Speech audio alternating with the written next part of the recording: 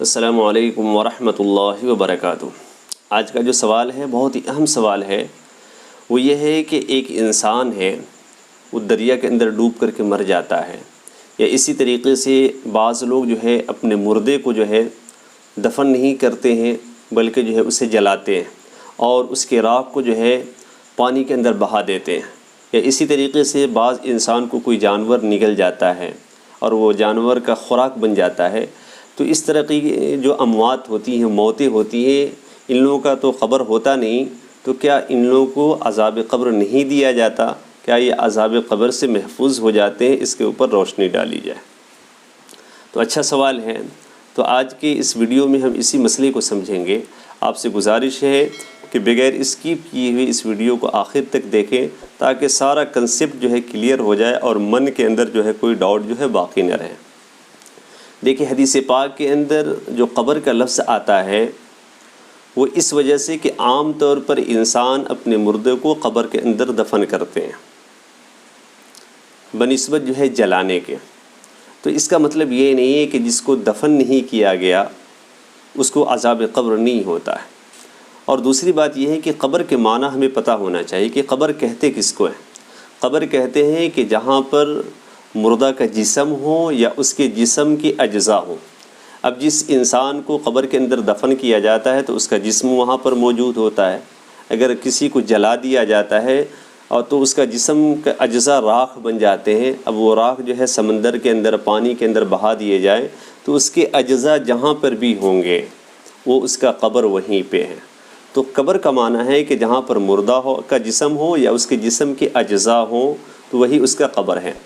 اور اجزاء کو جمع کر کے اس کے اندر روح ڈالنا یہ اللہ کا کام ہے، یہ ہمارا اور آپ کا کام نہیں ہے۔ رہ گیا بات جو ہے عذاب کا، تو اگر جو ہے برزخ کی زندگی کو سمجھنا ہے اور عذاب کو سمجھنا ہے تو آپ کو نیند کو سمجھنا ہوگا۔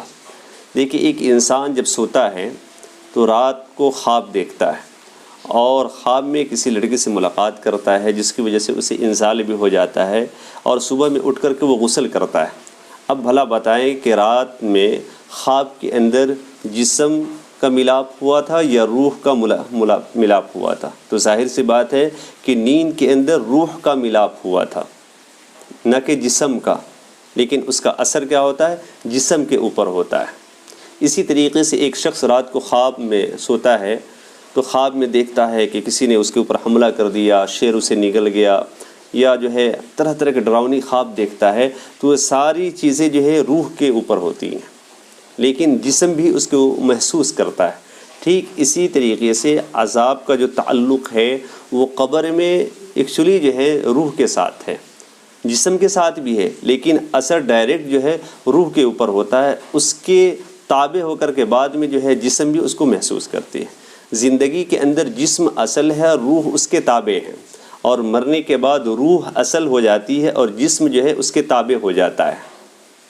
اور یہ سوال تو ان لوگوں پر بھی بن سکتا ہے کہ جن کو ہم قبر کے اندر دفن کرتے ہیں تو 3-4 دن کے بعد تو ان کے جسم بھی جو ہے گل جاتے ہیں، ان کے جسم کو بھی جو ہے مٹی کھا جاتی ہے، ان کی ہڈیاں بھی آپ کو نہیں ملیں گی، یا ملیں گی تو سوائے ہڈی کے اور کچھ نہیں ملے گا۔ تو کیا اس سے یہ سمجھا جائے گا کہ ان کو بھی عذاب قبر نہیں ہوتا؟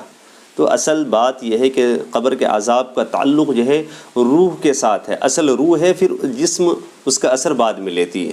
قبر کا عذاب جسم اور روح دونوں کو ہوتا ہے، لیکن روح اصل ہے اور جسم اس کے تابع ہے، اور دنیا کے اندر جو ہے جسم اصل ہے، روح اس کے تابع ہے۔